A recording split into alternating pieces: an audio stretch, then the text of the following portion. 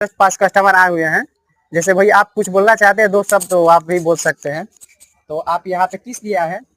यहाँ पर मोबाइल बनवाने के लिए आए हैं और बिट्टू भैया से बहुत दिन से परिचय है। इस दुकान पर ये बहुत दिन बड़ी से आए हैं। अच्छी बात कही आप। अच्छा काम भी करते हैं। जी। अच्छा होलसेल रेट में भी देते हैं। तो आपका मोबाइल बन गया? नहीं दिए हुए हैं। अभी बन रहा है? बन रहा है। तो देखिए भाइयों, यहाँ पे अभी काम चल रहा है दुकान का, और यहाँ पे फोन रिपेयरिंग कर रहे हैं हमारे बड़े भैया। तो छोटे भाई, आपसे मिलकर बहुत अच्छा लगा हमें। इसी बात को थोड़ा हाथ मिला लेते हैं। बहुत बहुत धन्यवाद 2 शब्द बोलने के लिए।